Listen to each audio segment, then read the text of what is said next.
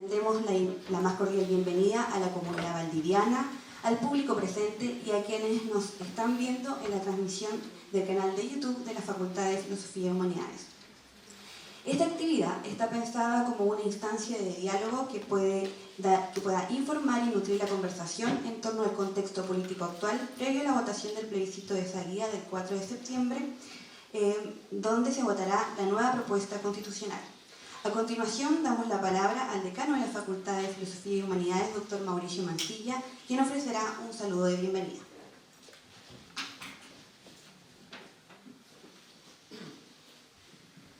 Muchas gracias, Carla. Muy buenos días a todos y a todas.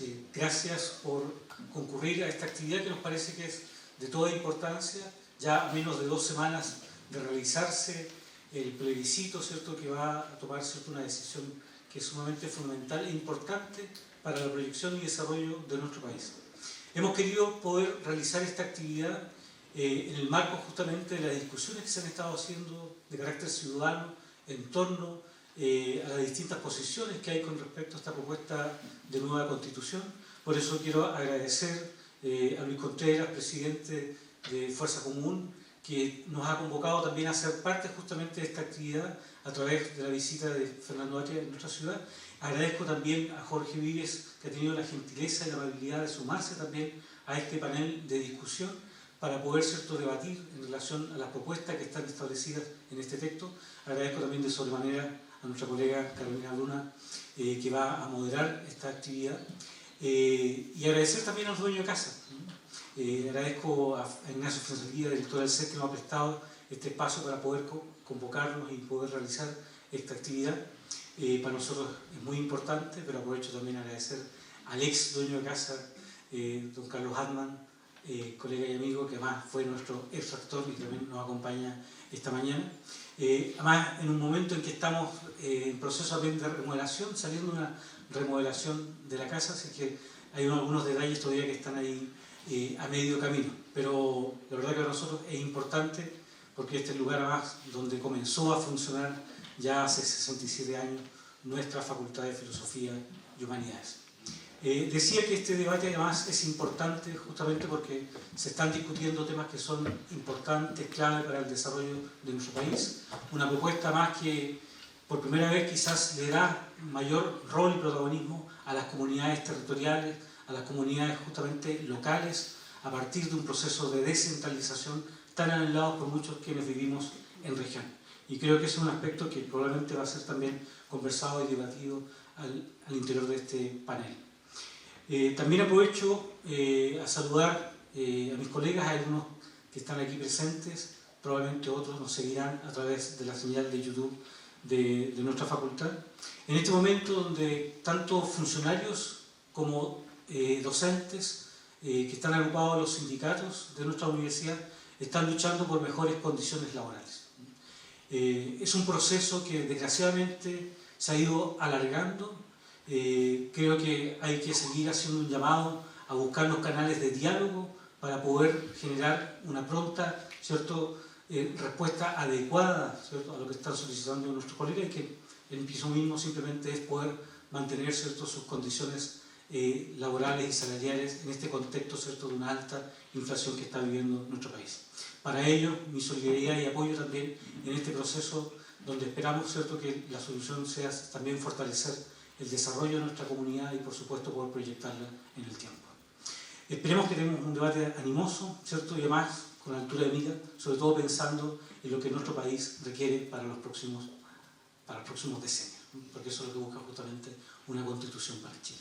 Gracias.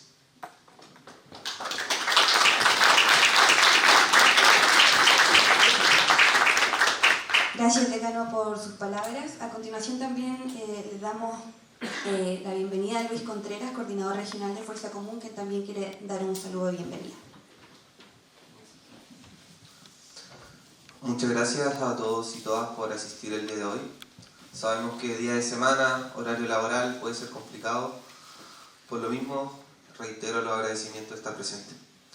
Como Movimiento Fuerza Común y a nombre de la Dirección Regional, queremos saludar la actividad convocada también por el decano don Mauricio, También agradecer en forma especial a don Jorge Silva, compañero militante de lucha de toda la vida, que él se motivó también a realizar estos diálogos ciudadanos.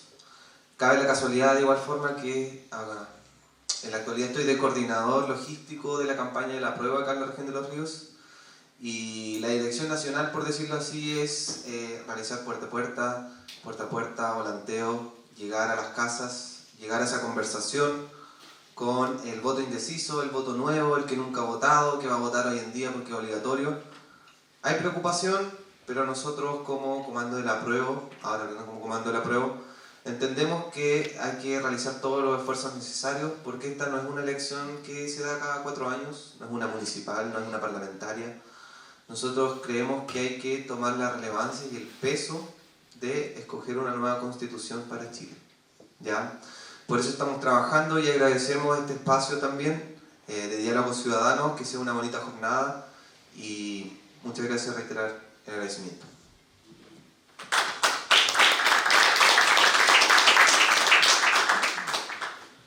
Bien, a continuación daremos inicio a este diálogo ciudadano, una nueva constitución para Chile, y le damos la bienvenida nuevamente a la doctora Carolina Bruna, quien será la moderadora de esta instancia y explicará la modalidad de este diálogo.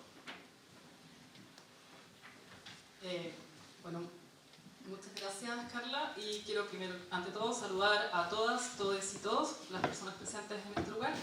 Y la modalidad de la actividad va a ser la siguiente. Cada expositor va a tener 10 minutos para darnos a conocer su posición. Luego de eso les voy a dar un derecho de réplica y van a contestar, en 5 minutos esperamos más o menos, y luego la idea es que todas las personas que están presentes puedan hacer sus preguntas o resolver algunas inquietudes. Entonces yo tengo el agrado de presentar tanto a Jorge Vives, que es ex militante de la democracia cristiana, fue intendente de la región de los Lagos, también es ex gobernador de Valdivia, abogado, profesor de Derecho Constitucional, como conversábamos al comienzo, también ha dado clases de Derecho Político, me comentaba, ha trabajado en diferentes universidades como la Andrés Bello, también en la Universidad San Sebastián, vecina de por acá, y en nuestra universidad. Tengo también acá a mi lado a Fernando Atria, bueno, ya se comentó, pero lo repito, presidente de Fuerza Común, fue ex convencional por el Distrito 10, también profesor de la Facultad de Derecho de la Universidad de Chile, del Departamento de Ciencias del Derecho, donde éramos colegas. Profesor de Introducción al Derecho, pero también daba cursos de Derecho Privado, da cursos de Derecho Privado permanentemente, y a veces también indaga ahí en el tema de Derecho Constitucional, siempre, y muy multifacético, Fernando. Entonces, Fernando va a partir con sus 10 minutos, luego Jorge, y así continuamos. Buenos días. Quiero, por cierto, primero agradecer a la Facultad de Filosofía y Humanidades, a la persona de su decano, a Mauricio Mancilla. Muchas gracias por la invitación y por la organización de este evento. También a Luis Contreras, como coordinador regional de Fuerza Común, y a Jorge Silva, que ha tenido una participación en la organización de este evento. Es un agrado para mí estar aquí conversando sobre la Constitución con Jorge. Y por cierto, siendo moderado por la gran Carolina Bruna, de quien éramos colegas, hasta que ella tomara la tan sabia decisión de dejar la ciudad de Santiago y venirse a estos parajes tanto más hermosos.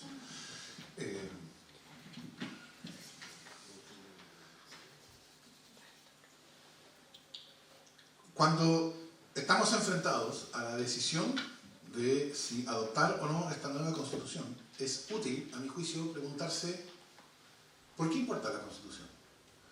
¿Y qué relevancia tiene en la situación actual de Chile?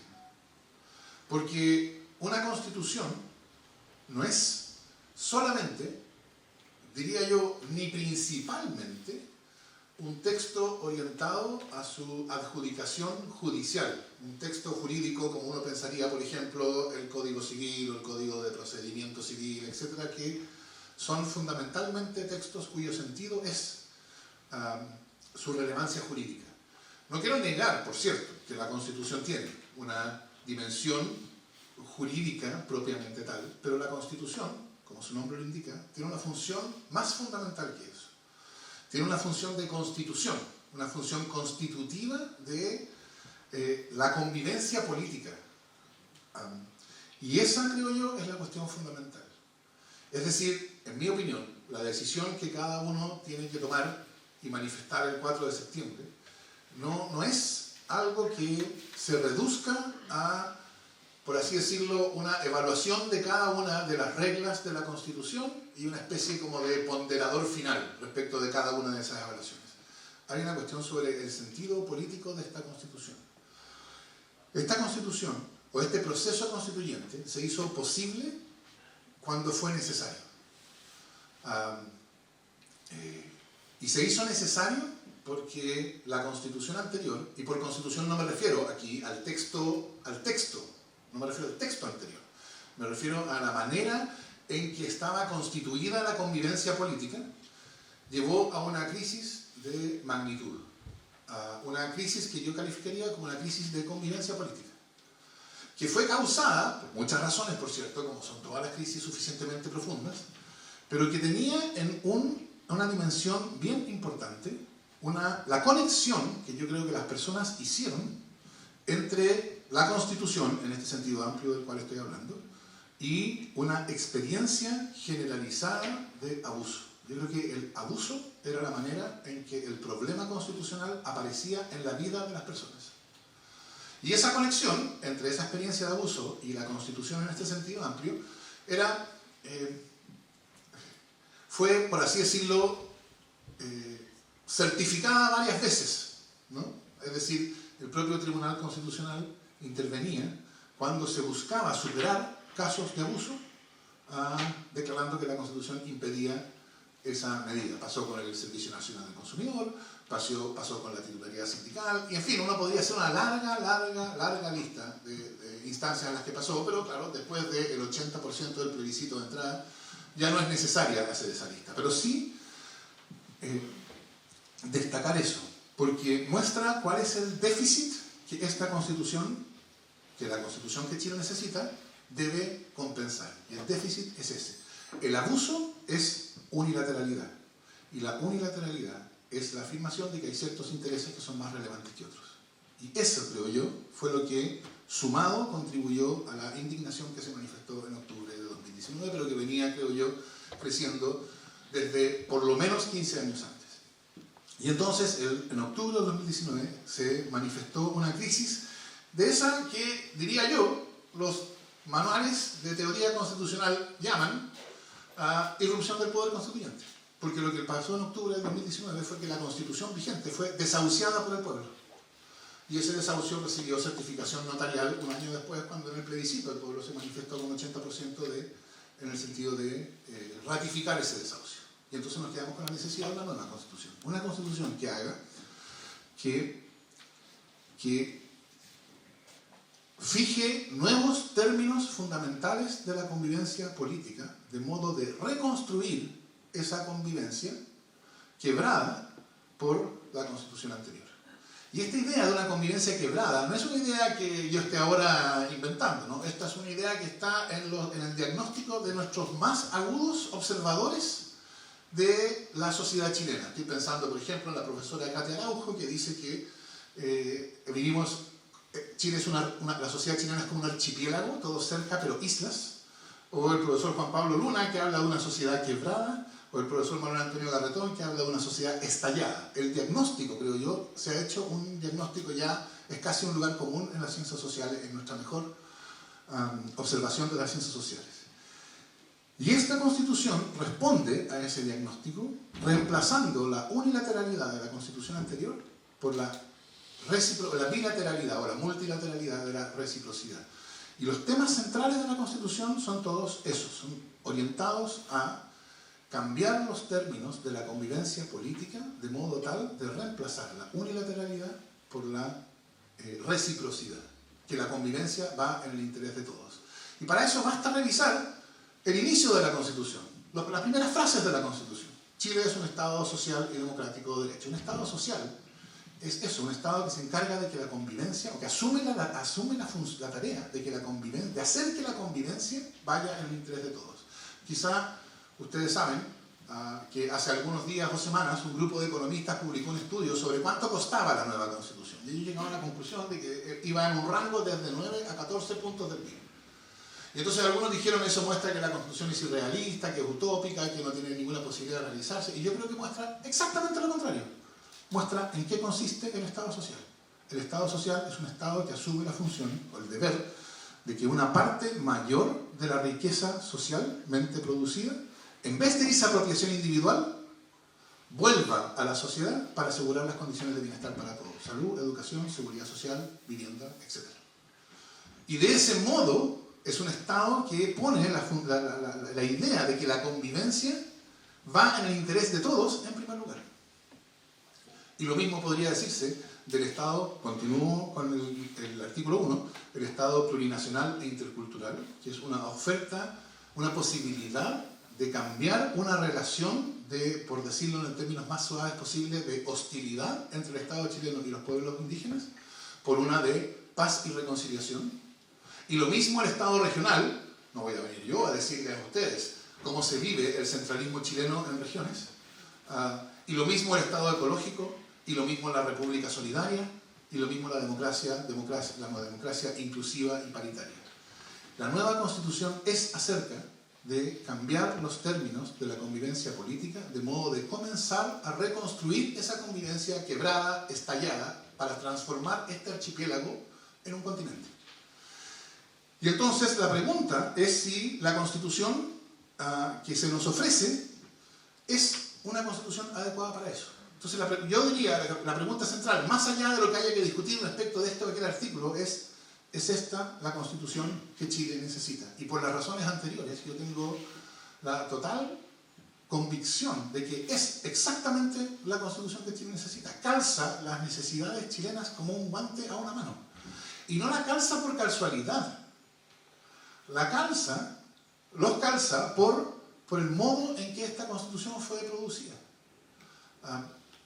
El sentido de que una Constitución se haga a través de un procedimiento como el que se siguió para hacer esta Constitución, mediante un órgano especialmente electo al efecto que discute desde una hoja en blanco y que por grandes mayorías necesita llegar a una propuesta, es que esa Constitución refleje las necesidades de la sociedad. Y yo creo que eso es exactamente lo que hace. Esto no lo hace porque la convención haya sido un grupo especialmente sabio o prudente de personas.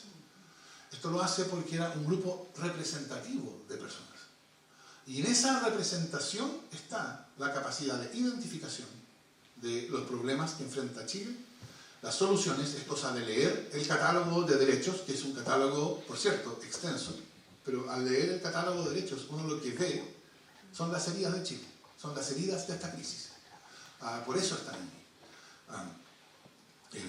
Entonces, creo yo, la opción que se nos presenta el 4 de septiembre va a marcar un punto de inflexión en la historia chilena. Chile va a pasar de ser un país que vive bajo una constitución diseñada unilateralmente y que entonces fundó una práctica política de unilateralidad que llevó 30 años después a su crisis y a su estallido.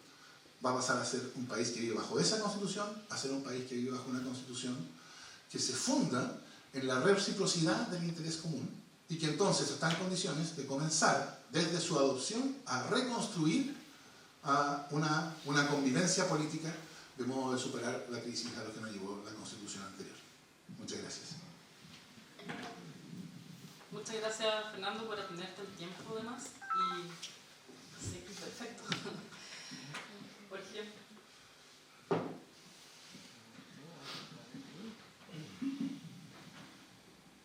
Buenos días, muchas gracias por estar acá con nosotros. Creo que este evento es muy importante. Ojalá hubiéramos podido tener más durante estas semanas y meses. Pero en fin, pero no vamos a ser como el cura que critica a los que vienen a misa y no a los que no han venido, ¿no? Pero muy bien. Lamentar eso sí, felicitar a la Facultad de Filosofía y Humanidades de la Universidad Austral universidad en la cual hice clase durante, bueno, casi 10 años. Fui cuasi profesor fundador de la Facultad de Derecho de la Austral, desde el 91 al 99 hice clase allá. Felicitar en todo caso a la facultad, me parece estupenda la iniciativa. Me parece estupendo también, fíjate, si uno revisa el folleto del foro, de que la universidad se junte con partidos políticos para organizar esto. Porque aparece también el patrocinio, el auspicio, la colaboración de, bueno, como aquí se ha dicho, de Fuerza Común. Partido que estuvo en formación, no sé si está en formación de nuevo. No, que estuvo en formación. Entonces no existe. No, jurídicamente. Bueno, jurídicamente no existe. Bueno, pero lo felicito que sea así. ¿Saben por qué? Porque ya está bueno que dejemos de hablar de los independientes y entendamos que la democracia solo es posible con partidos y que los partidos deben ser fuertes y sólidos. Así que ojalá que le vaya bien este intento, segundo intento de constituirse como partido político, porque la democracia sin partidos políticos no funciona. Lo que no sabía que era un evento de la prueba también. Pero bueno, está bien. Está bien. A ver, yo quiero agradecer, reitero la invitación, pero además quiero agradecerle a Fernando porque su exposición ha sido súper clara y honesta. Y es muy útil además para ver por qué estamos en posiciones distintas, digamos. Pues bueno, o sea, yo escucho a Fernando y cada cosa que dice me reafirma en mi convicción de otro rechazo. Y voy a explicar por qué. Yo hasta ahora no he hablado nunca, ni lo que escribo, ni en lo que digo, he dicho públicamente, a través de distintos medios, que nunca he hablado del proyecto de nueva Constitución. Y más bien prefiero hablar del texto elaborado por la Convención. Y ahí tenemos una primera cuestión para mí central. El texto elaborado por la Convención no es una nueva Constitución, es otra cosa. Y no es una nueva Constitución porque en definitiva sobrepasa los límites que el constituyente estableció. No estamos, la Convención no estaba a cargo de ejercer la función constituyente originaria, sino que la función constituyente o el poder constituyente derivativo. Y así se deduce no solo del acuerdo de noviembre, sino que de la reforma constitucional. No se partió de una hoja en blanco. No se podía partir de una hoja en blanco. Esa pretensión la tuvo Pinochet. Y ni siquiera Pinochet, con todo el poder de las armas, pudo lograrlo. Porque no hay hojas en blanco. Pero además en este caso el procedimiento así lo preestableció. Y dijo que el texto que tenía que elaborar la Convención, más allá de los quórums, 2/3 sabemos y se discutió mucho sobre ese particular, más allá de los quórums, tenía que respetar 3 cuestiones fundamentales. Primero, el carácter republicano y democrático del régimen político. Segundo, los derechos reconocidos por los tratados internacionales ratificados por Chile y vigentes. Tercero, las sentencias judiciales firmes y ejecutoriadas.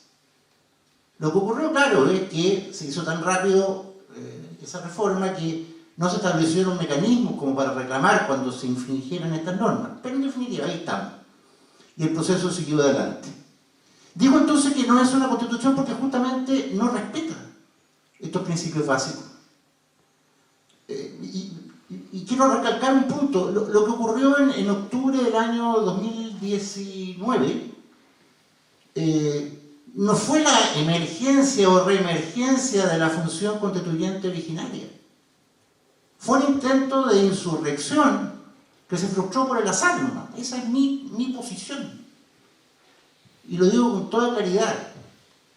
Cuando nos acordamos del 25 de octubre, viernes, y veo aquí a uno de mis hijos, que está acá en Valdivia, y fue a esa manifestación, bueno, lo que vimos ese día fue un montón de gente que pedía, mucha gente, muchas cosas distintas. Carteles por nueva constitución prácticamente no habían. De hecho, las fuerzas dominantes en la convención o los controladores de la convención, salvo el presidente de la República, diputados en ese entonces, no firmaron el acuerdo del 15 de noviembre. Fueron los otros los que lo firmaron, pero ni el PC, ni el grueso de lo que era y es el Frente Amplio tampoco firmó. Pero en fin, Entramos al proceso y, como bien dice Fernando, una inmensa mayoría votamos, casi el 80%, por iniciarlo. Este proceso, que reitero, no ha partido de una hoja en blanco, sino que estaba perfectamente arreglado, con mucha expectativa. Y la verdad, tengo que decirlo, que casi desde el comienzo esa expectativa empezó a frustrarse. Porque lo que terminan entregándonos, reitero, no es el texto de un proyecto de nueva constitución. ¿Por qué? Porque hay muchas razones, pero vamos examinando. Para mí hay una cuestión que es fundamental, que es considerar que este Estado chileno es plurinacional. Y aquí hay una cuestión básica. No me quiero quedar con lo que todos han repetido de que cuando se le preguntó a algún ex convencional a esta altura qué es lo que era el Estado plurinacional, él respondió que era un concepto en construcción. Ni siquiera me voy a hacer cargo de eso. Ni siquiera voy a plantear el lugar común de que somos todos mestizos en este país. El 95% por lo menos lo somos. Ni siquiera voy a decir eso, que tenemos una cultura en común. Fernando, ¿te gusta el fútbol, no? ¿Eres aficionado? No. Soy chuncho y sufro semana a semana. Pero ¿te gusta el fútbol? ¿Te gusta el fútbol? Ya. En este país la gente se divide entre los que tienen estadio y los que no tienen estadio, ¿te fijas? Me gané todos los votos de los hinchas de U con eso. Bueno.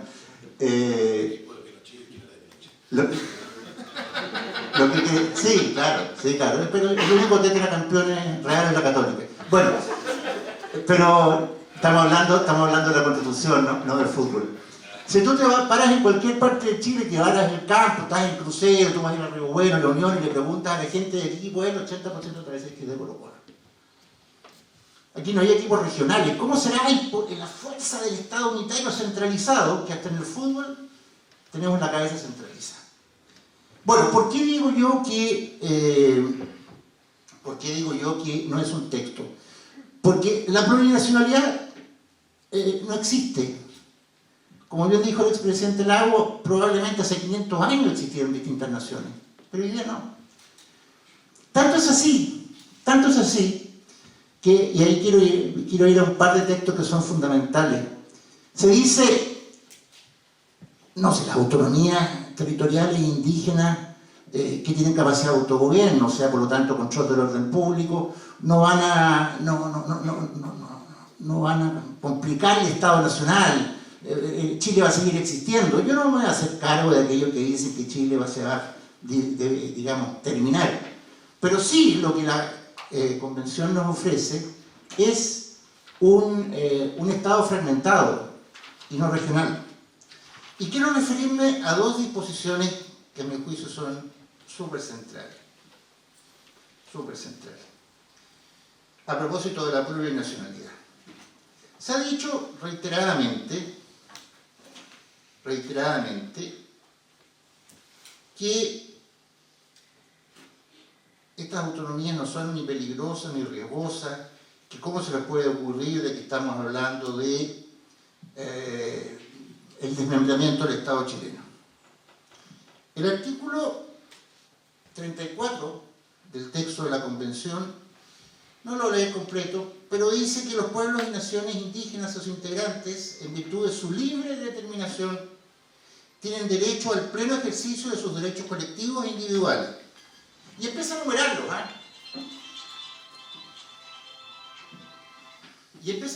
que son hartos. Autonomía, autogobierno, su propia cultura, identidad, etcétera. Pero al final dice, y esto es lo sorprendente, que nadie lo haya relevado, dice, y tendrán también derecho a participar plenamente, si así lo desean, subrayo, si así lo desean, en la vida política, económica, social y cultural del Estado. Pregúntome, ¿y si no lo desean? ¿Qué diferencia habría entre esa autonomía territorial indígena con capacidad de autogobierno que no desea participar de la vida, subrayo, política, económica, social y cultural del Estado? ¿Qué diferencia habría entre esa autonomía territorial y un Estado distinto al chileno? Creo que en la práctica ninguna.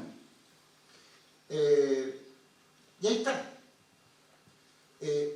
¿Por qué hablo de un Estado fragmentado al mismo tiempo? Yo sé que vamos a hablar de eso más. ¿Cómo estoy en el tiempo? Llegando, ¿no? Sí, llegando. Llegando.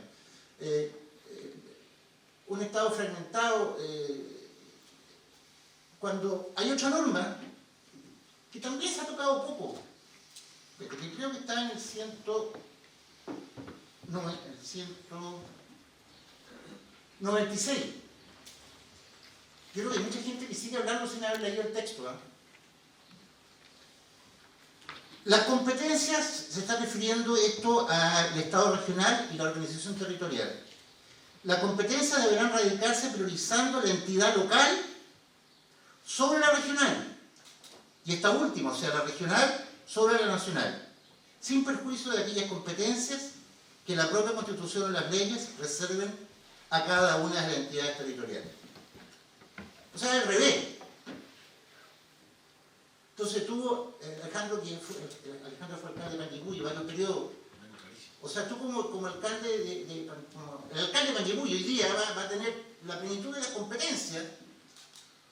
La pregunta que hago, ¿con qué recursos? Porque también se supone que eres autónomo financieramente.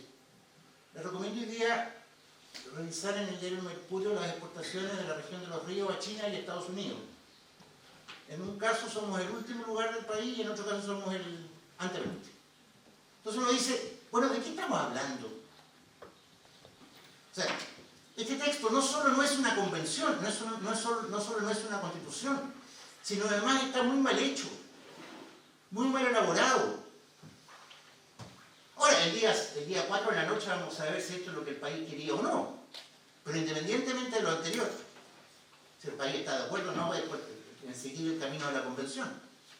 Pero lo que está clarísimo, que este es un texto, y eso hay que preguntarle a los abogados, que está muy mal hecho, en términos generales.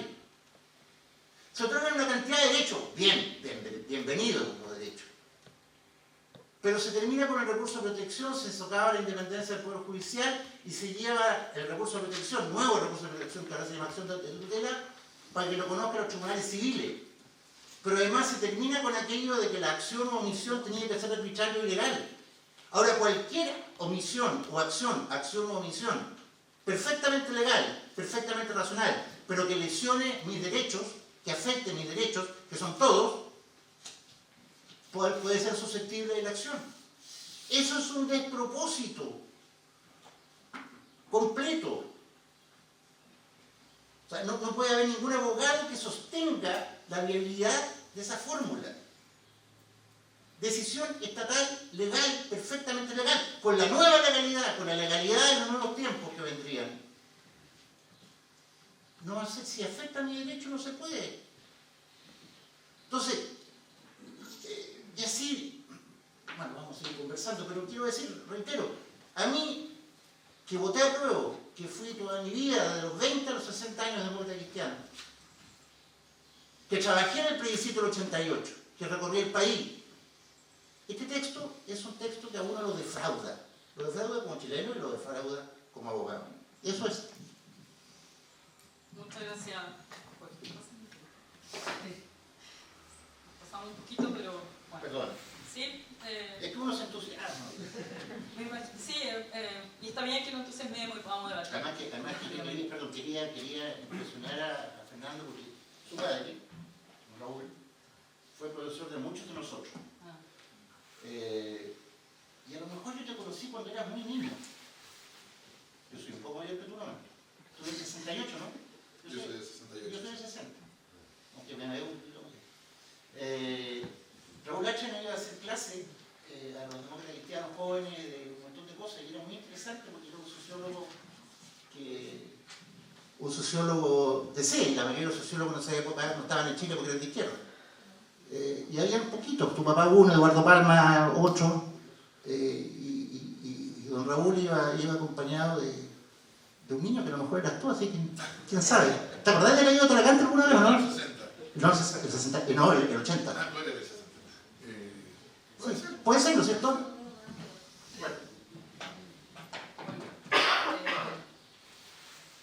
sí, es importante además que nos entusiasmemos y podamos debatir dando argumentos y yo creo que ambos lo han hecho. Entonces, en ese sentido, vamos siguiendo la línea de lo que es un debate. Y bueno, ahora tendrían un tiempo de derecho a réplica. Yo les había anticipado, conversando un poco antes, que obviamente como Universidad de la Región de los Ríos nos interesa mucho saber la posición que tienen respecto de qué podemos esperar de esta Constitución respecto de la descentralización de nuestro país, que es una de las heridas a las cuales se refería Fernando antes. Y se podría sumar a ello también otro asunto bastante importante para nosotros actualmente, que tiene que ver con el tema de la educación y cómo la educación es apropiada por dueños, que es algo que yo también le he escuchado por aquí a algunas personas desde hace muchos años. Y el estatuto que tendrían las universidades ya no solamente como propiedad de alguien, por lo tanto con gente que la administra de una manera como si fuera con el cual se pudiera lucrar. También qué podemos esperar de los artículos que están en esta propuesta constitucional, cómo se podría entender ahí el lugar de la universidad, de las universidades regionales, particularmente de la nuestra, que sabemos que tiene el estatus de privada, pero ha funcionado como pública por muchos años. Entonces, si pudieran decir algo en sus réplicas mutuas, porque hay harto que conversar, creo que ahí con el tema de la plurinacionalidad y también un poco con las competencias regionales, les pediría profundizar. Bueno, a ti, Fernando, contestar, y luego de esto vamos a tener el momento de preguntas del público. Y todo en 5 minutos. Puede ser un poquito más, pero no mucho. Voy a hacer lo posible por ser breve para dejar más espacio para la conversación posterior. Hay algunas cosas que ha dicho Jorge a las cuales yo no me voy a referir porque no creo que sean, en mi opinión, por supuesto con todo el respeto que me merece, relevantes para la discusión. Si uno dice, esto que vamos a votar no es una constitución, ¿qué podría uno responder a eso? Bueno, yo creo que sí es una constitución. Que esto es poder derivado en vez de poder originario. Yo creo que todas esas distinciones son distinciones que no ayudan. Pero entonces voy a pasar de eso a las otras cuestiones que él decía. Hay una que a mí siempre me ha llamado la atención de que se use como un argumento. Y es que había un montón de gente en octubre que pedía muchas cosas distintas y que en las carteles no aparecía nueva constitución. Y que eso mostraría que el movimiento, o lo que ocurrió en octubre del 2019, no había una demanda constituyente. Y entonces yo diría, ¿cómo uno podría saber que sí había? O sea, ¿de qué depende esto? ¿No? O sea, ¿qué es lo que habría tenido que pasar para que sí hubiera habido una demanda constituyente en octubre? Porque lo que yo diría es, mire, fíjese, hubo un movimiento en octubre, menos de un mes después hubo un acuerdo político que abrió posibilidades que nunca habían estado abiertas, plebiscito constituyente, convención constitucional, etc. Todo lo cual fue, 11 meses después, ratificado por el pueblo por 80%. Y después de eso, volver a traer y decir, no, es que no era una demanda constituyente. Yo creo que no tiene sentido, ¿no? O sea, que habría que haber una especie de contabilidad de carteles. O sea, tendríamos que tener un registro de cuántos carteles había. ¿Qué importan los carteles que había? Lo que ocurrió el 18 de octubre fue que irrumpió una protesta.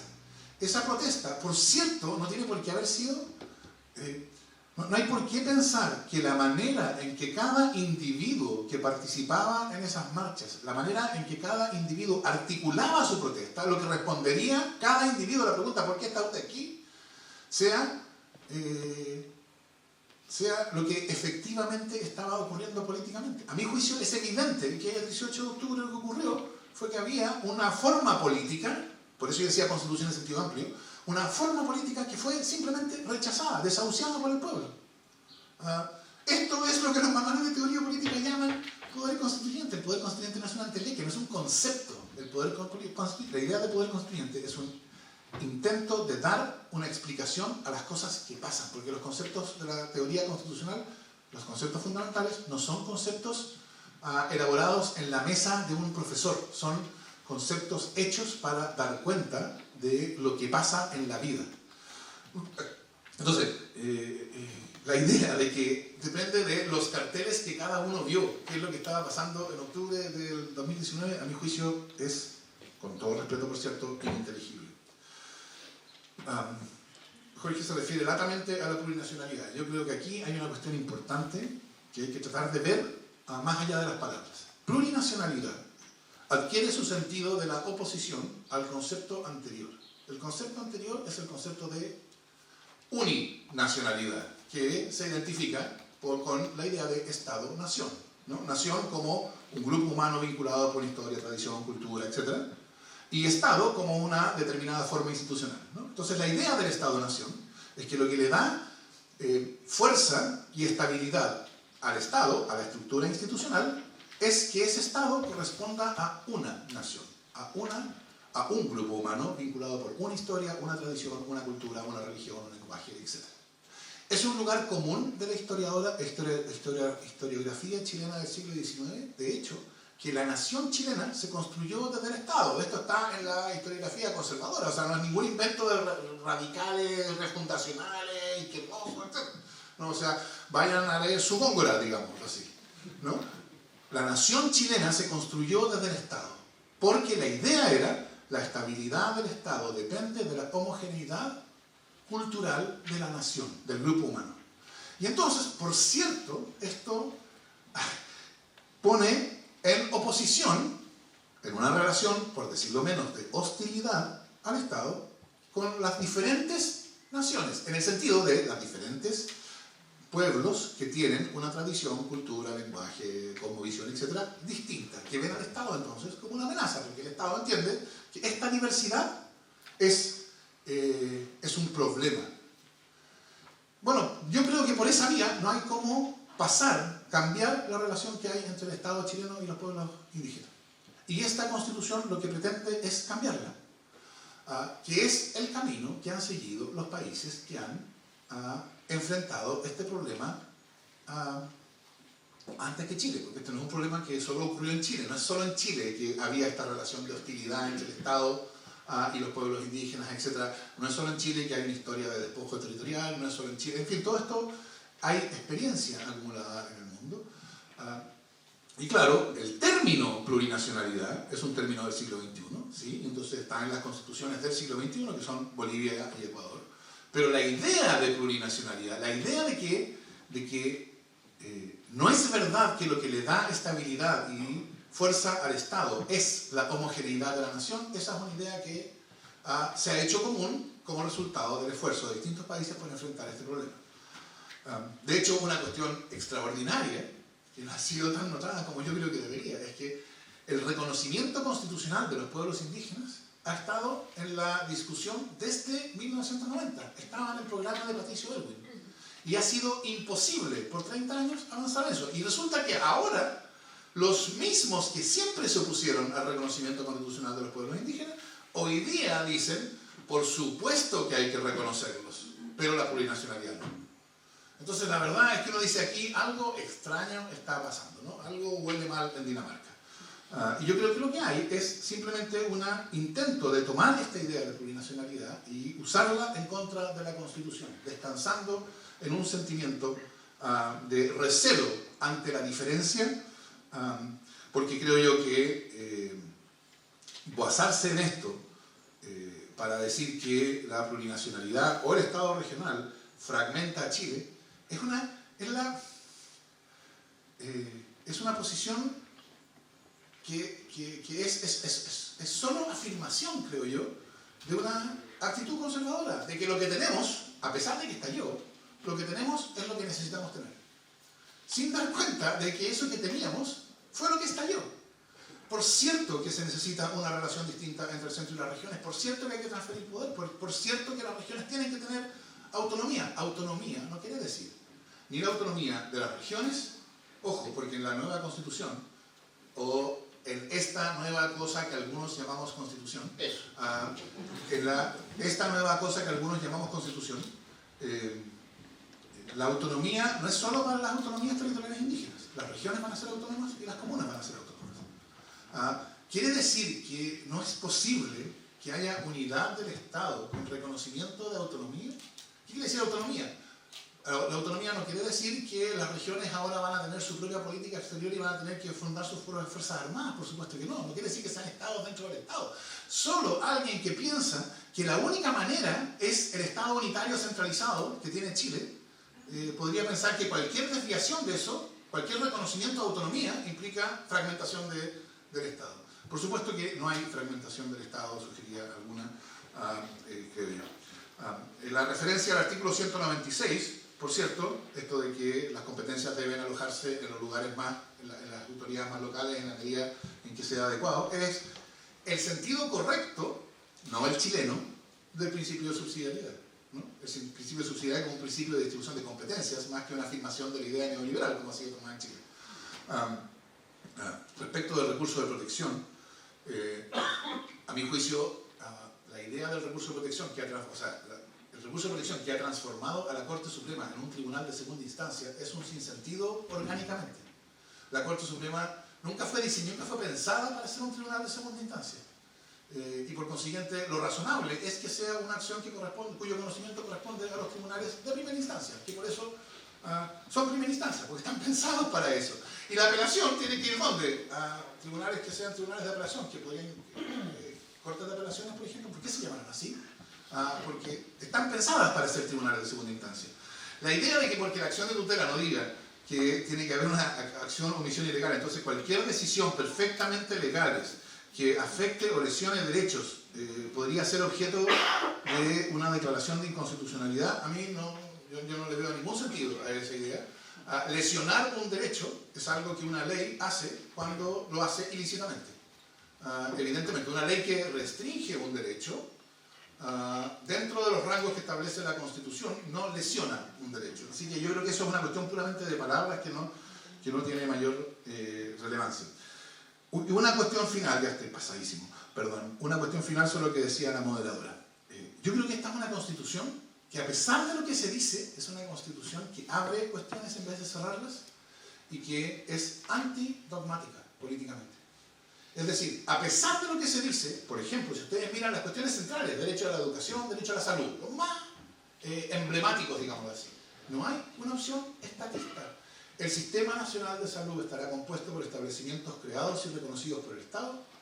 El Sistema Nacional de Educación estará compuesto por establecimientos creados y reconocidos por el Estado, garantizando la libertad de enseñanza y el derecho de los padres a elegir el tipo de educación de sus hijos. Y el Sistema Nacional de Salud es un sistema en el que se integrarán prestadores públicos y con prestadores privados en las condiciones que fije la ley. ¿Qué muestra esto? Que aquí lo importante es asegurar la educación o la salud como un derecho social sin una decisión dogmática de que eso solo se puede hacer a través de la estatización. Aquí hay una apertura de posibilidades, ¿no? El caso de instituciones privadas que se integran a un sistema nacional respetando el carácter de derecho social de la educación o la salud en su caso, y que eso esté explícitamente reconocido por la Constitución, o por lo que muchos de nosotros llamamos como Constitución, me parece que es una demostración de que esta es una Constitución que precisamente no es maximalista en el sentido derogatorio que se le ha acusado, no es una Constitución dogmática, es una Constitución que abre posibilidades y no las cierra. Y por eso creo que, de nuevo, es la Constitución que Chile necesita. Gracias. Muchas gracias, Fernando. Les di un poco más de tiempo y también le voy a dar un poco más de tiempo, Jorge, obviamente, porque creo que es interesante escuchar sus réplicas y luego le daremos la palabra a todas y todos ustedes. Jorge. Muchas gracias. Por Dios que hay otras cosas que decir, vamos a tratar de ser sistemáticos. Más allá de que discrepamos en cuanto a la calificación de lo que ocurrió en octubre, particularmente el 25 de octubre, que fue en todo Chile, también aquí en Valdivia recordaremos manifestaciones muy importantes, las más grandes que hemos visto, por lo menos de las que yo he visto. Probablemente la concentración de Santiago ese día 25 de octubre en la Plaza Italia o Plaza Baqueano, dicen algunos que es la más grande de la historia. Sí, es probable. Yo creo que es comparable a la concentración del no el año 88 en General Velázquez en Santiago, también fue muy grande. Pero en fin, millones más, millones menos, mucha gente, cientos de miles más, cientos de miles menos, mucha gente. En todo caso, lo que ocurrió el 25 de octubre demuestra que claramente el texto de la Convención no da respuesta a esa demanda. Entonces uno contrasta la multiplicidad de demandas, la cantidad de letreros, la cantidad de cosas que se decían, versus lo que dice el proyecto de la Convención, y uno dice no cumple. No cumple. Porque la gente, a ver, la gente no es lesa. La gente se da cuenta, hemos tenido una discusión súper torpe a propósito del derecho a la vivienda. Yo le encuentro torpe la discusión. Que si se entrega en propiedad o se entrega en comodato. Si el problema no es ese, si el Estado igual puede cumplir entregando en usufructo una vivienda. Es que no va a ser mía, bueno, es una posibilidad. La alcaldesa de Berlín acaba de hacer un plebiscito en el cual se autorizó al municipio de Berlín para entregar viviendas en usufructo. Si no es una mala fórmula necesariamente. El problema es otro. El problema es que el derecho a una habitación sana ya estaba consagrado en Chile el año 25 en la Constitución de Alessandri. Y bajo la vigencia de la Carta de Alessandri, la Constitución del 25, también conocida como Constitución de Arturo Alessandri, bueno, proliferaron los conventillos y lo que después se llamó poblaciones callampa. Y recién el Ministerio de la Vivienda se vino a crear en el año 65, gobierno de Frei Montalva. Entonces, digo lo anterior porque no sacamos nada con establecer algo, reitero, si no tenemos los recursos del Estado y una coalición política lo suficientemente amplia que permita el sostén de esa política pública. No porque la Constitución lo diga, se va a hacer realidad. Si no, preguntémosle a cualquier venezolano que están en Chile hace mucho rato, ¿no? Tratando de ganarse la vida. Discrepo con Fernando cuando dice que da lo mismo que sea el ejercicio del poder constituyente originario o el poder constituyente derivado. No da lo mismo. Los límites siempre pueden haber límites, y tratándose del ejercicio del poder constituyente originario, no hay límites, y por lo tanto es importante. Ahora, para que nos entendamos bien, más de algunos de ustedes que está acá o quienes nos están siguiendo a través de algún dispositivo digital, ¿por qué siendo dos abogados que estuvieron en la misma universidad, tienen distintas posiciones tan como extremas? Porque hay una cuestión súper cierta. Y en eso yo creo que Fernando ha sido muy honesto hoy día y ha sido muy honesto durante todas sus intervenciones, particularmente desde que fue elegido como miembro de la Convención. Por ejemplo, Fernando siempre fue contrario a la existencia de un tribunal constitucional. Y lo he dicho por escrito. Yo creo que debe existir una jurisdicción constitucional y debe existir un tribunal constitucional, como existe en toda Europa Occidental, o casi toda Europa Occidental. ¿Pero por qué? Porque ahí está la gran diferencia. Que yo creo que el ejercicio del poder del Estado, lo que se conoce comúnmente como soberanía, tiene límites. Y para Fernando el ejercicio de la soberanía no tiene límites. La mayoría manda. Entonces, por lo tanto, lo que uno le dice a los alumnos, ¿sería posible bajo esa concepción que restableciéramos la esclavitud si la mayoría sí lo resuelve? La respuesta, sí. Por supuesto, si fue la decisión soberana. Fernando cree en un mundo que se divide entre amigos y enemigos. Schmitt así lo plantea. Bueno. Y tú eres seguidor de Schmitt, ¿no? ¿Seguidor? ¿Qué quiere decir seguidor? Sigue su idea. No sigo su idea, no soy parte del partido nazi ni lo habría sido. Pero sigues a Schmitt. ¿Qué quiere decir seguidor? Bueno, ya, muy bien. Bueno, uno de los seguidores tuyos... ¿Lo leído Schmitt? Sí. Carl Schmitt, sí, católico, igual que otro nazi, digamos. Yo también soy católico, pero no soy nazi. Yo pensé que había que ser católico era ser nazi. No voy a contestar esa pregunta. Yo te diría que nos atuviéramos a lo que estábamos conversando, básicamente porque aquí voy a dar mi opinión personal. He escuchado muchas veces el tema de la cancelación con Schmitt para acá y para allá. Yo también leo Schmitt, por lo tanto voy a decir unas palabras, no soy nazi, ni mucho menos. Pero si nadie dijo que Schmitt fuera nazi. No, pero por ahí va el comentario. Pero una de las cosas que más me ha llamado la atención, le digo sinceramente, es como decirle a otra persona que porque lea a un autor, entonces vamos a pensar que las cosas son de tal o cual modo. Aprovecho de pasar el dato que Góngora sí que leía a Schmitt. entre todos, históricamente sigamos para atrás. Sí, atengámonos a la conversación y luego le damos la palabra a las personas presentes que seguramente quieren hacer muchísimas preguntas. Bueno, yo me quedo con Mariteno, con Raymond Arón. También. Para ser preciso, para reconocer domicilio, ¿no? Yo sigo con Mariteno en este tipo de discusiones. Bueno, pero volviendo al punto, hay quienes creemos que la soberanía es limitada y otros que no. Y que la voluntad mayoritaria va siempre a predominar. Entonces la pregunta uno dice, bueno, si la voluntad mayoritaria siempre va a predominar, ¿qué sentido tiene que haya una constitución? Porque habemos algunos que creemos que las constituciones existen para proteger los derechos. Siempre se nos responderá, ¿pero qué derechos? Da lo mismo, pero para proteger los derechos. Hay una tradición constitucional en Chile, hay una tradición constitucional en Occidente, que debemos reconocer. La historia no empieza hoy día. Este intento refundacional de la Convención, el intento refundacional del texto de la Convención, a mí me parece, lo digo con toda claridad, descabellado. Creo que Bolivia y Ecuador no son como Chile. Punto. Es verdad que la discusión en torno al reconocimiento del pueblo originario entre nosotros es larga, pero también es cierto que desde el 2008 somos parte del convenio 169 de la OIT, y es de los pocos países del mundo, porque no lo han firmado muchos estados, que es parte del convenio 169, por si acaso, porque no se dice. La moderadora nos pidió que habláramos de la regionalización.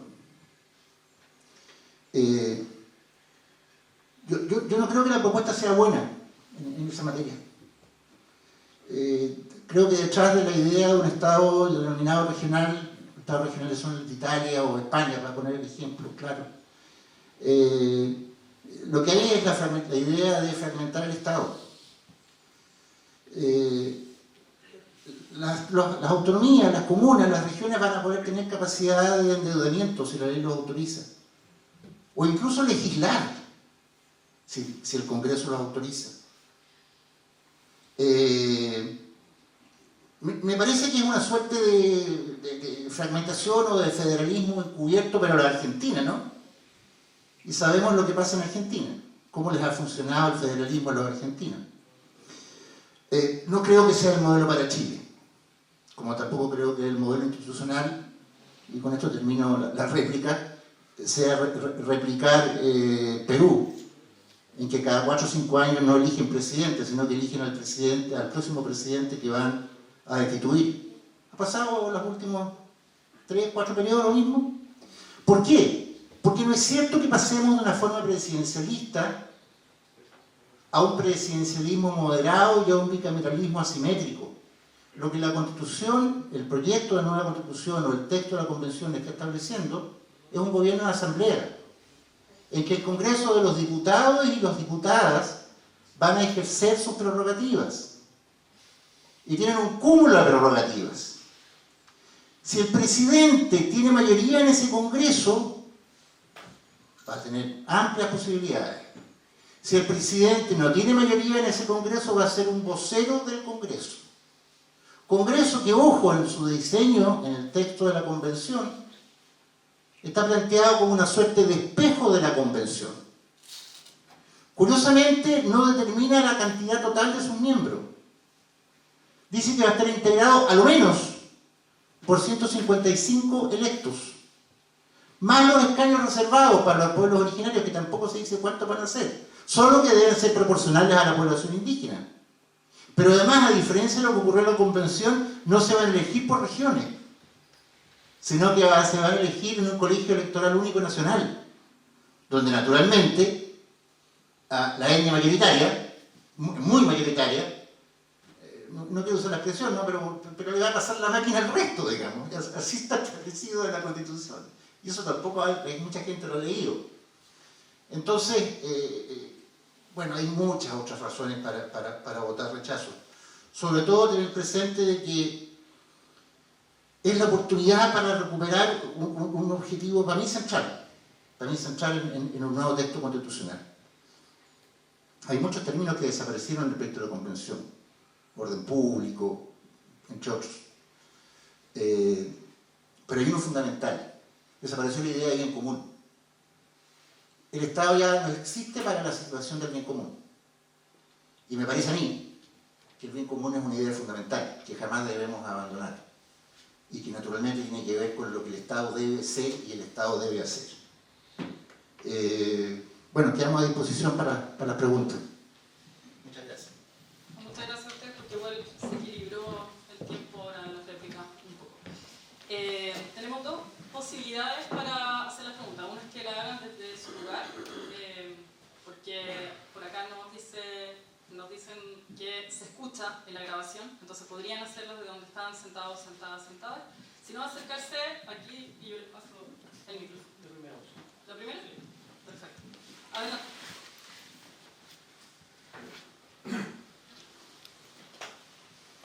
Mi pregunta es más sencilla de lo que ustedes piensan. Mi pregunta es, ¿qué vamos a votar el día 4 de septiembre? Si la redacción de el borrador de la nueva Constitución tiene errores gramaticales, si está construida en prosa o en verso, o vamos a elegir entre la del 80 y esta nueva. Porque todo lo que yo he escuchado hasta este minuto no se ha referido a lo que realmente va a suceder el día 4 de septiembre. Y el 4 de septiembre vamos a determinar si continuamos, según así dice la ley 21.200, con la Constitución del 80 o esta nueva Constitución. Y digo lo siguiente, a mí me sorprende mucho que el rechazo, encarnado por la voz de Jorge Vive, hable con tanta fuerza sobre todo lo que le encuentra malo a la nueva Constitución o al borrador, pero no recuerda ni habla que esa Constitución del 80, que es la que está en cuestión, fue escrita con sangre, y con mucha sangre, con mucho dolor, con mucha mierda, entre cuatro paredes de un cuartel. Y cuestionan la representación de un nuevo escrito constitucional que tiene muchos pasos por delante, más allá de las cocinas que hoy día se están haciendo. Tratar de arreglarla antes que, si bien la ley orgánica, vienen otras leyes menores, se va a viabilizar. La nueva Constitución, o lo que yo veo y lo que yo he estudiado de aquella, de este borrador, no es un programa de gobierno, es una Constitución que se va a instalar y que para instalarse va a requerir a lo menos 10 o 15 años. Es un proceso de transformación profundo. Entonces mi pregunta es, y vuelvo a insistir, ¿qué vamos a votar? ¿Nos quedamos con la del 80 o nos quedamos con esta nueva que es perfectible? La pregunta es para nosotros. Muchas gracias por la pregunta y si se pudiera identificar, les voy a pedir en adelante que cuando hagan su pregunta se presenten con nombre y alma. Perdón, mi nombre es Arturo Bravo, Gracias. soy encargado regional del Movimiento de Izquierda Revolucionaria MIR y voy a votar a prueba. Muchas gracias. Mantenemos el orden de siempre, Fernando y luego Jorge. Sí, mejor, porque para que sea cortito.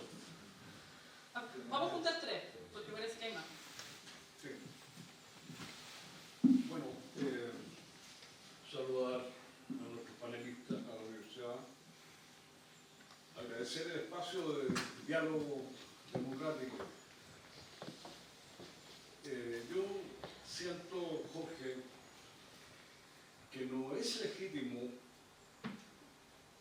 descalificar, valga la redundancia, la legitimidad democrática que llevó a contar con una convención constitucional. Yo creo que debiéramos dejar fuera de la discusión, del debate, ese aspecto que a mí me parece No lo dije, ¿eh? sienta las bases de un texto que es el que está provocando esta discusión. Perdón, Alejandro, no lo dije. Ya. Segundo, como observación, decir, Jorge, que yo echo de menos en el debate nacional que quienes históricamente rechazaron sistemáticamente cualquier modificación a la Carta Constitucional ilegítima de la dictadura, hoy día no estén dando la cara. Y eso es extraño. Yo creo que hay que ponerlo en el debate. No vemos a la UDI, no vemos a la Renovación Nacional, no vemos al expresidente Piñera, actores fundamentales que fueron el obstáculo principal a haber respondido a la transformación del Chile justo y democrático que hemos querido construir desde siempre. Hoy día no están en el debate.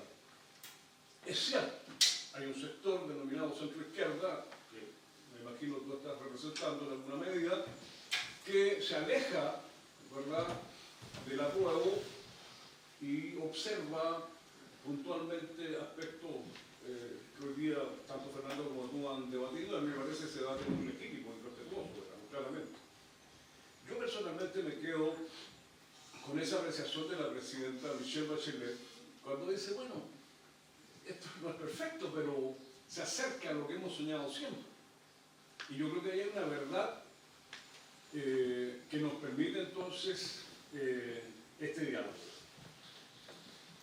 Yo quiero poner como pregunta, Jorge, sabiendo que tú tienes una muy destacada carrera política, profesional, académica, que fuiste parte de procesos importantes, particularmente en nuestra región. El Estado regional, yo creo que ahí hay una mirada innovadora, nueva, transformadora en la Constitución que no ha sido discutido. Recuerda tú la lucha que tuvimos, esta tremenda lucha que dio Valdivia a la región por quitarle un trocito a la antigua Constitución pinochetista para poder darle cabida a un ánimo valdiviano, una voluntad truncada durante 30 años. Hicimos malabares, finalmente se consiguió, pero fue difícil. Entonces, que hoy día una propuesta constitucional consagre en la estructura política del Estado la posibilidad de contar con los Estados democráticos, regionalizados, a mí me parece de un tremendo valor, que no puede estar fuera del debate, menos aquí en Valdivia. Y que además esa Constitución establezca las bases para la creación de comunas autónomas, también me parece un tremendo punto de discusión que debe ponerse. Fíjate que Panguipulli, 52% de nuestra población es campesina, vive en el mundo rural. Y esta Constitución propone aspectos fundamentales para mejorar, transformar la vida. Incluso incorpora los efectos, digamos, el análisis y las consecuencias del cambio climático como un elemento, digamos, fundamental también de la Constitución, en la defensa de nuestro medio ambiente. Y da facultades, por cierto, innovadoras, o abre la puerta a facultades innovadoras a los municipios. Ahora, y una pregunta específica para Jorge. Si hay un elemento que a mí me parece fundamental para las transformaciones reales y efectivas de nuestros países, de nuestro país, es la educación. La educación chilena hoy día está marcada por la desmunicipalización del 80, por la promulgación de ¿La municipalización? Sí, la desmunicipalización. Ahora. Sí, hoy día. Sí. Y por la promulgación de la Ley General de Educación el 10 de marzo de 1990. ¿Recuerda la fecha? No antes. O sea, fue el último trazo del dictador para imponer la Chile. Que después lo presenta el ¿Qué quiero decir con esto, Jorge? Lo que quiero decir es que la nueva Constitución propone un sistema único de educación, universal, que puede ser nominativo, pero si tú sigues leyendo después del artículo 36, 8 numerales creo que son, te vas a encontrar con algo que es esencial entender y difundir. financiamiento basal a la educación, que es algo que hay que poner sobre la mesa. ¿Cuál es el financiamiento hoy día? La subvención escolar. ¿Cómo se paga? A través de la asistencia media de cada colegio. ¿Cuánto es hoy día? No tengo la cifra, 200, 120 mil pesos serán por alumno. ¿Cuánto se invierte en la educación de la élite? 500 mil pesos por alumno. Entonces, la transformación que potencialmente podría significar la aplicación de ese artículo es revolucionaria desde el punto de vista de asegurarle a todos los niños y niñas de Chile de verdad una posibilidad de cambiar su vida en el futuro.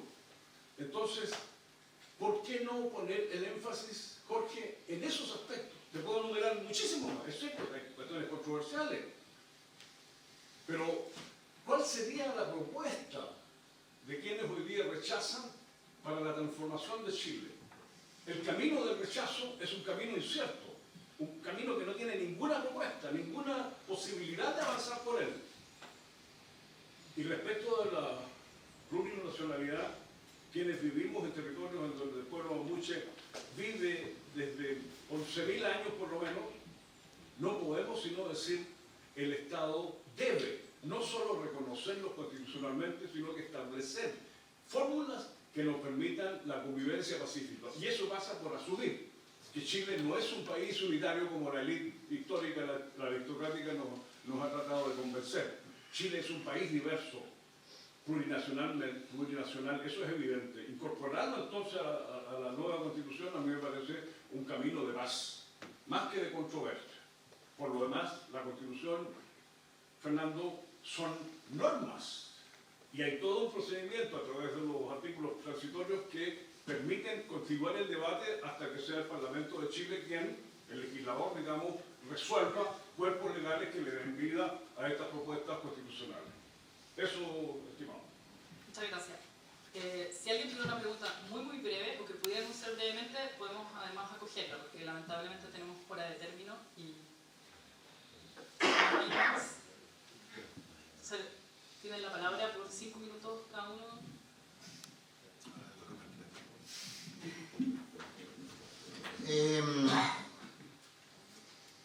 Respecto de la pregunta del compañero del MIR, y que me parece bien que alguien que sea del MIR diga que es del MIR, digamos, y yo reitero, los partidos políticos existen y es bueno decir yo soy militante de tal o cual partido y hablo en esos términos, ¿no? Y no andar disfrazado de cosas raras. ¿Qué se vota? Se vota el texto de la convención. Texto de la convención que antes de ser votado el 11 de agosto, los presidentes de los partidos por la democracia liberal, Acción Humanista, Movimiento UNIR, Partido Socialista de Chile, Partido Radical, Revolución Democrática, Federación Regionalista Verde, Social, Partido Comunista y Convergencia Social, reitero, los partidos del gobierno, dicen que hay que cambiar, porque no es adecuado. Las cosas adecuadas no se cambian. Entonces, respecto a tu pregunta, sí, ese es el texto que los propios promotores dicen, como dijo la expresidenta Bachelet, como no es perfecto, pero se acerca a lo que yo siempre soñé. Como alguien también habló de eso, mi respuesta es, yo creo que Pablo Milanés es un gran cantante y un buen poeta.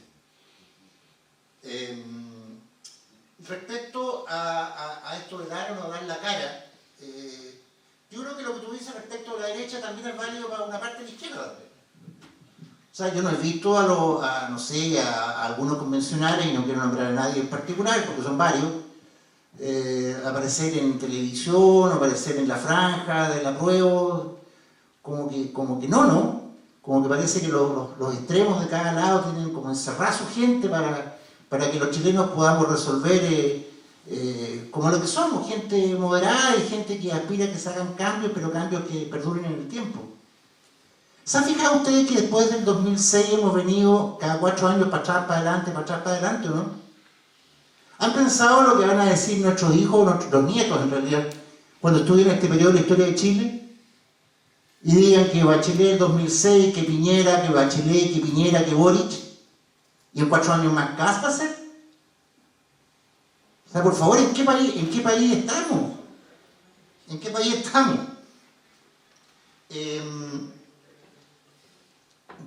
un país que cuando se pone de acuerdo es capaz de hacer las cosas bien. Creo que en ese país es mi visión, no creo que seamos un país de amigos y enemigos, ni de burgueses y proletarios, o como decían en el campo, de la burguesía y la pobrecía, decía un campesino, en la comuna de Panguipulli. Un marxismo vulgar, pero súper sólido. No digo vulgar, vulgarizado, popular. En cuanto al Estado, yo estoy de acuerdo en avanzar en un proceso de descentralización, pero creo que tenemos que hacerlo bien, y creo que la propuesta que trae la Constitución no es buena. No es buena porque está típicamente elaborada por gente que nunca ha trabajado en una municipalidad, que no conoce los gobiernos regionales. Y es cierto, son a veces destacadísimos profesores, pero que no saben los problemas que tú tienes en Panguipulli, en la municipalidad, para llegar a fin de mes. Usted sabe que un porcentaje significativo de las comunas de Chile, de las municipalidades chilenas, viven del Fondo Común Municipal. Que si fuera por los recursos propios no alcanzan a pagar la cuenta de la luz. ¿Alguien tiene a la vista eso? ¿Alguien tiene a la vista que la región de la Araucanía, a pesar de que desde la época de la dictadura es la que tiene la inversión pública per cápita media más alta de Chile, sigue siendo la más pobre?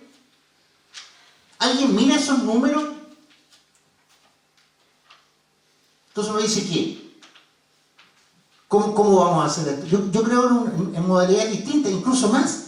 Creo que los estatutos regionales podrían ser incluso diferentes, según fuera la región. Pero creo que ese aspecto, la convención no lo soluciona, la propuesta de la convención no le da una solución adecuada. Que el rechazo no tiene propuesta, el resultado del rechazo está establecido en la Constitución. Si gana el apruebo, hay todo un camino a contar del 5 de octubre, si gana el rechazo, también hay un camino. Un camino que además está reforzado políticamente hoy día. Yo, por lo menos leyendo los diarios, veo que hay un arco importante del mundo político, incluso en estos últimos días están haciendo llamados en ese sentido, de gente que también está en el apruebo, para decir, ¿sabes qué más, chicos? Pongamos la pelota en el piso, tranquilicémonos, el país sigue el 5 de octubre, pongámonos de acuerdo en lo que tenemos que hacer. Yo creo que eso es muy sensato. Incluso el propio gobierno ha asumido esa postura. Escuchamos al presidente anoche, que si bien es cierto que sigue en campaña por el apruebo, dice, bueno, está bien, pero el resultado puede ser distinto, ¿no? Tengámoslo presente.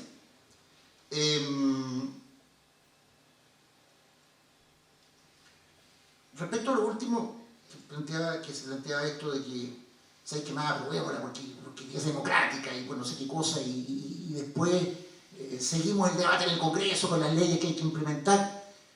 Me suena conocido, ¿no? Cuando esto partió y empezaron a encender las luces rojas algunos convencionales, entre otros Fernando, empezó a decir, si no se preocupen, lo arreglamos en el Pleno. Y después del Pleno, no, lo arreglamos en la comisión de... No es la de maquillaje, de armonización. Que algunos le dicen maquillaje y eso confunde. En la comisión de armonización. Y después dicen, no, lo arreglamos después cuando entre en vigencia y así lo vamos a mejorar en el Congreso.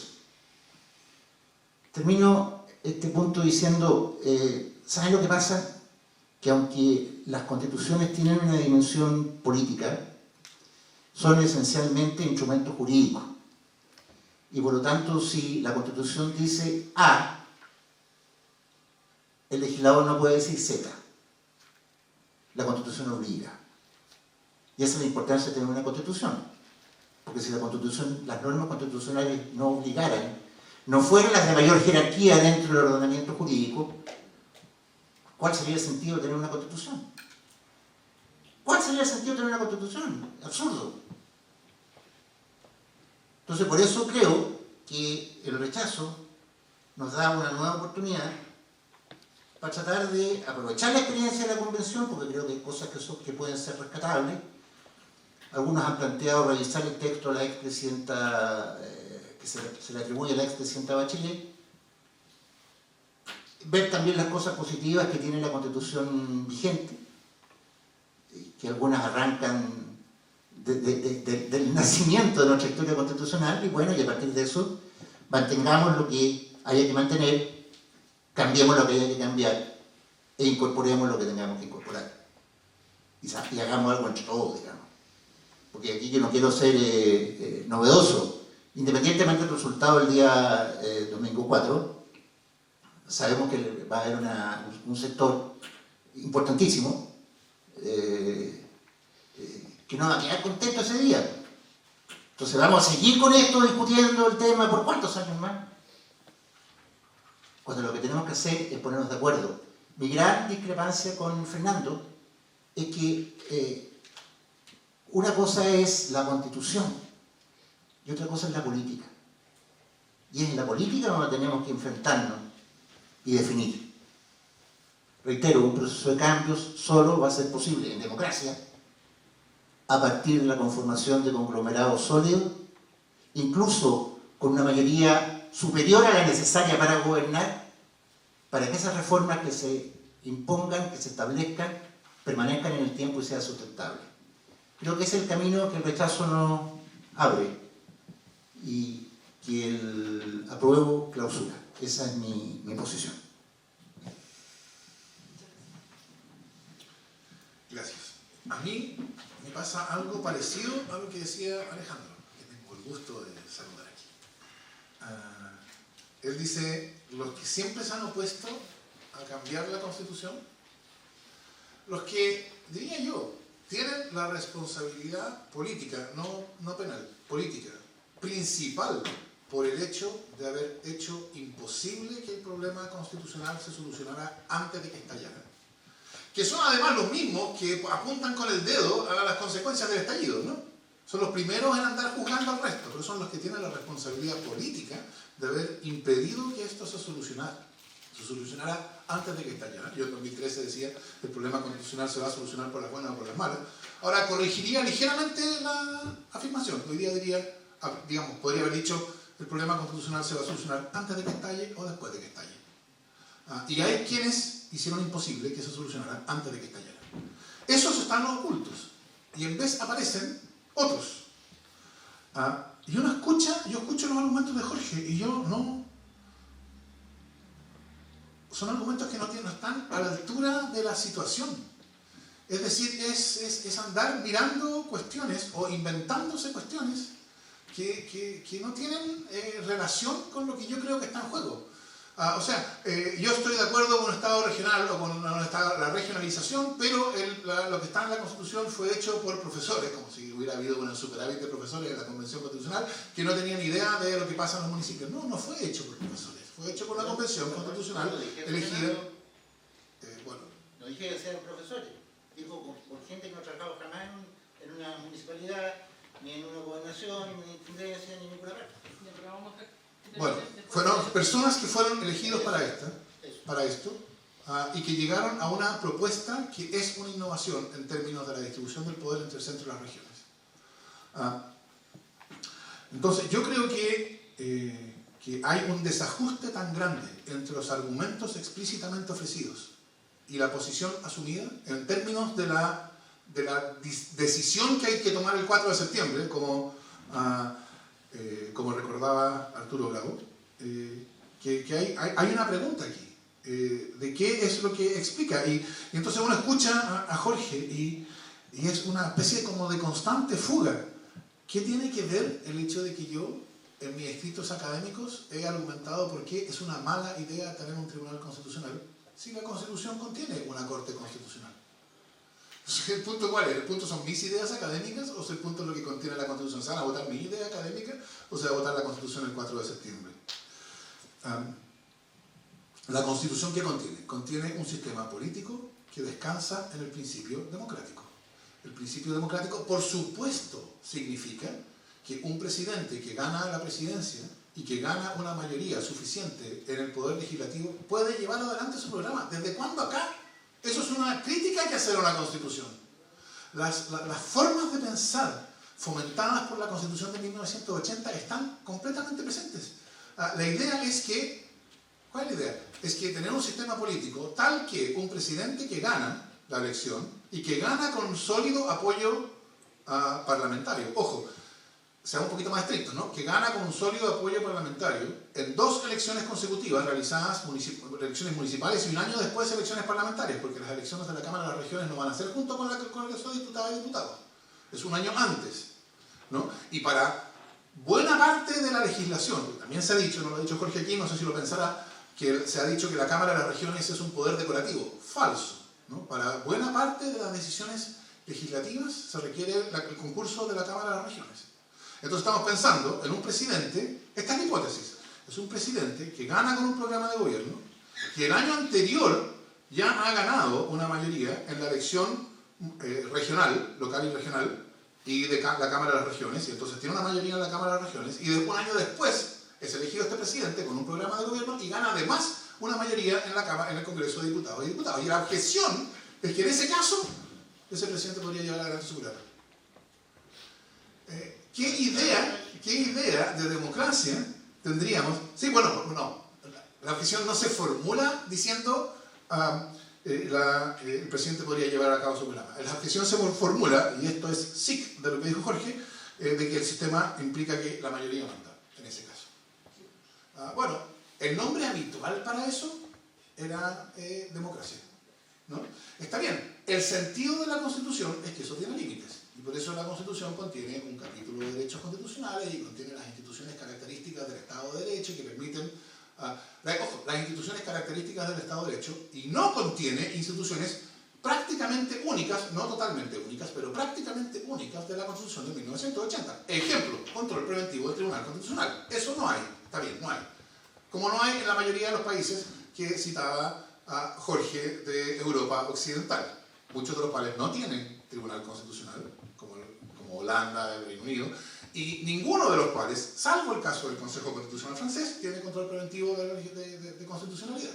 O sea, esto se alinea con las formas tradicionales, no del Estado democrático en su versión venezolana. Pues es un poco cansador esto de escuchar Venezuela y Venezuela, tal como en 1988 escuchábamos Cuba, Cuba. No con eso. Se alinea con las formas tradicionales del Estado democrático vigente en las constituciones comparadas. Entonces ahí viene la descalificación. No, es que esta constitución se basa en la lógica amigo-enemigo, porque resulta que Carl Schmitt, en el concepto de lo político, de nuevo, yo creo que estos son cortinas de humo. Es mostrar algo para ocultar qué es lo que está detrás. Yo no tengo hipótesis que vaya a defender públicamente sobre qué es lo que está detrás. Yo constato el desajuste que hay entre la posición asumida y las razones para justificar esa posición, y me sorprende. Va a ser un gobierno de asamblea, dice Jorge. El Congreso de Diputados va a ejercer su prerrogativa. Bueno, yo diría, para eso son las prerrogativas, para ejercerlas. Si tiene mayoría, si el presidente tiene mayoría, podrá implementar su programa. Si no tiene mayoría, está bien, este es un problema. Si no tiene mayoría, si hay fraccionamiento, esto también es una crítica que se ha hecho al sistema político, es verdad. Si hay fraccionamiento, ¿qué pasa? Bueno, si hay fraccionamiento no tiene un problema, evidentemente. Eso es un problema de gobernabilidad. Pero eso no es un problema de la Constitución, es un problema de la sociología política chilena. Y si uno hila un poco más fino, eso es un problema de la crisis política causada por la Constitución anterior, que destruyó. Porque Jorge dice, es muy importante que haya partidos políticos, ellos deben ser fuertes. Sí, está bien, el mundo debe ser justo, por cierto. El hecho es que la crisis de la cual surge el proceso constituyente destruyó a los partidos políticos. Hoy día hay entidades que la ley llama a partidos políticos, pero que ya no tienen la capacidad de articular políticamente la sociedad. Y entonces, claro, el problema de tener una política que no está articulada por partidos políticos, y cuando los partidos políticos articulan, incluso Jorge dice, con esto están reconociendo que el acuerdo, etc. Cuando los partidos políticos articulan, esa articulación carece de legitimidad, es vista y criticada como una cocina. Entonces, está bien, por cierto que tenemos aquí un problema. Yo creo que podrán llamarse partidos políticos o no, los nombres es lo menos importante. Sin instituciones que sean capaces de articular políticamente las posiciones políticas, la democracia es imposible. Está bien, eso es verdad. Pero de que necesitemos esas instituciones, no se sigue que las tengamos. Y si no las tenemos, como yo creo que en la situación actual, hoy día no hay, y yo creo que esto es un problema grave, hoy día no hay instituciones que puedan articular legítimamente las posiciones políticas. Y que entonces puedan ofrecer legítimamente interpretaciones de lo que está pasando, de modo que lo que se enfrenta en la política sean esas articulaciones. El derecho que sería bueno que hubiera esas instituciones no se sigue que las haya, que si no las hay tenemos un problema. Pero el problema no es creado por la Constitución. Hay un problema ahí, y eso es parte de la crisis de la Constitución, creada por la Constitución de 1980. A lo que dice Arturo, por supuesto, la decisión es súper simple. La Constitución la establece. La Constitución no establece un camino en el caso de rechazo. O el camino que establece por el caso de rechazo, un camino de negación. Si gana el rechazo, continúa vigente la Constitución de 1980. Punto. Por supuesto, cada uno tendrá su hipótesis respecto de qué es lo que pasaría si ganando el rechazo sigue vigente la Constitución de 1980. Yo creo que aquí hay una situación de desajuste que hace que lo que va a ocurrir si gana el rechazo sea totalmente impredecible. Jurídicamente hablando, el efecto de un triunfo del rechazo es que continúa vigente la Constitución de 1980, pero estamos viviendo en un país que ya se manifestó plebiscitariamente, o sea, con una voz que es políticamente final, creo yo. O sea, una democracia, una manifestación plebiscitaria es políticamente final. Y ya ese país se manifestó plebiscitariamente y abrumadoramente, decidiendo dos cosas, no una, ojo, dos cosas. Decidió que es necesaria una constitución y decidió que esa constitución la tiene que dar una convención constitucional. Yo creo que no hay salida a la crisis política si no se respeta, y esto no es una cuestión de normatividad. No es que yo esté diciendo sería injusto que no se respetara la voluntad manifestada por el pueblo en el plebiscito de entrada, aunque yo creo que lo sería, pero ese no es el punto. Políticamente, una solución que no respetara esas dos decisiones abrumadoramente manifestadas por el pueblo chileno es inviable. Y entonces se va a producir una situación de desajuste brutal entre el efecto jurídico del triunfo del rechazo, continúa vigente la Constitución de 1980, y la decisión ya tomada por el pueblo chileno de que hay una nueva Constitución y que se va a dar por una convención constitucional. Y vamos a entrar en una especie de negociación de ida y venida sobre tratar de ajustar las características de la convención constitucional a las conveniencias políticas de quienes van a sentirse vencidos. En fin, yo creo que ese es un camino que no tiene... O sea, es un camino que no ofrece nada al final. A cambio, tenemos la posibilidad de aprobar la Constitución emanada de la propuesta por la Convención Constitucional, que a mi juicio es el camino responsable y sensato para el futuro de Chile, el país que nos permite empezar a reconstruir una convivencia quebrada por la Constitución de 1980, etc. Respecto de lo que dice Alejandro, por cierto, yo estoy completamente de acuerdo, no tengo mucho más que decir, además la pregunta no era para mí, pero la hago totalmente mía. Creo que es una demostración más de lo que estaba yo diciendo antes, de que aquí hay un desajuste entre el argumento que se da y la posición que se asume. Pero ha sido un agrado para mí participar en este conversatorio. Muchas gracias. Muchas gracias, Fernando, muchas gracias, Jorge, y muchas gracias a todas las personas que están aquí en la sala con nosotras. La Universidad Austral quiere mantener este tipo de actividades en vinculación con la comunidad valdiviana, entonces esperamos poder vernos prontamente en otras de estas conversaciones públicas. Tenemos alguna actividad en la librería Gato Cauye con dirigentes medioambientales, por si quieren ir el miércoles a las 7 de la tarde. Eso va a estar interesante también para conversar propiamente de la propuesta de constitución. Sin más, les doy las gracias en nombre de la facultad y...